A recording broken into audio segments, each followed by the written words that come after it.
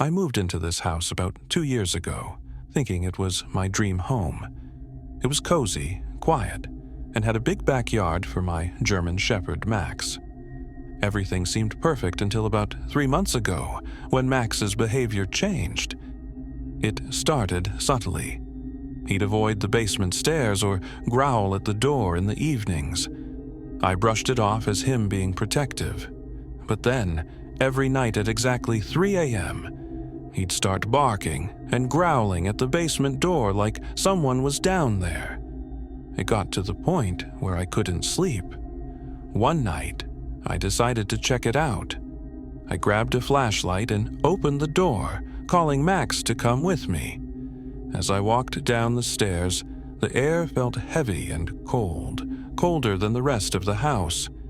When I reached the bottom, I noticed something strange, a faint, rhythmic creaking sound.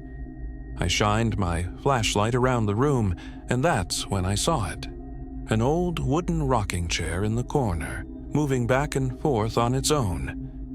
My stomach dropped because I didn't own a rocking chair.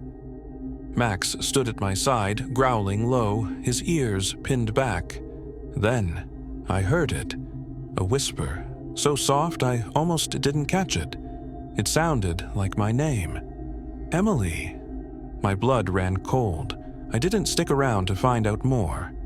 I ran upstairs, slammed the door, and didn't sleep that night. After some research, I found out my house was built on the site of an orphanage that burned down in the 1920s. Several children had died in the fire, and some locals claimed the area was haunted. Paranormal investigators suggested the spirits were drawn to Max because dogs are known to be protectors. I tried to stay, but the activity got worse. Lights flickering, objects moving, whispers every night. I couldn't take it anymore. I sold the house and moved out, but I still get chills thinking about that rocking chair. When I adopted Luna, I thought she'd bring some joy to my quiet life.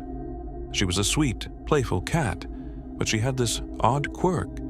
She'd sit in the hallway and stare at one corner. Sometimes she'd hiss and arch her back, but I thought it was just her being a cat.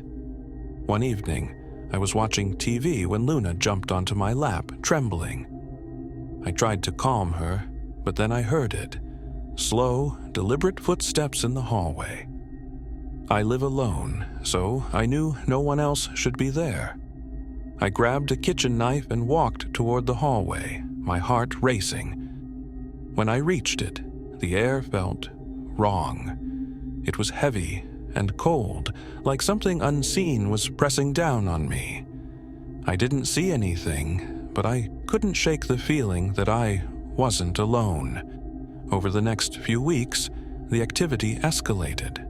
Objects would move when I wasn't looking. A book falling off the shelf, a picture frame tilting. I started waking up in the middle of the night to faint whispers. Luna would hide under the bed, refusing to come out. One night, I set up a camera in the hallway to see if I could catch anything. The next morning, I reviewed the footage and saw it. A tall, shadowy figure moving through the hallway, disappearing into the corner Luna always stared at. I was horrified. I spoke to a local historian who told me my house used to belong to a man who killed his wife and children before hanging himself in the hallway. The corner Luna stared at. That's where they found his body. I couldn't stay in that house.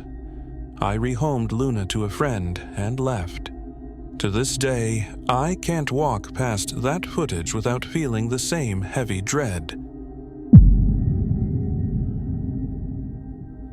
It was a cold winter evening, and I was curled up in bed with a book.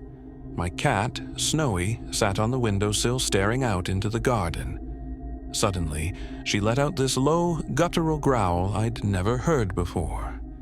Curious, I walked over to see what was outside. That's when I saw him. A tall, pale figure standing in the garden, completely still. His face was blank, almost featureless, but he was staring straight at my window. Then he started laughing. It wasn't a normal laugh. It was deep and guttural, like it came from the bottom of his throat. My chest tightened with fear. I slammed the curtain shut and called the police. When they arrived, there was no one there. They searched the area and found footprints in the snow leading from the garden to my window, but they ended abruptly, as if the figure had vanished into thin air. After that night, strange things began happening. Snowy refused to go near the window. I'd hear the same laughter at night, even though no one was there. Objects started moving, chairs slightly out of place, doors creaking open. I spoke to a neighbor who told me the land used to be part of an asylum, and many patients were buried in unmarked graves in the garden. Some believed the spirits of those patients still lingered. I moved out as soon as I could, but I still have nightmares about that figure.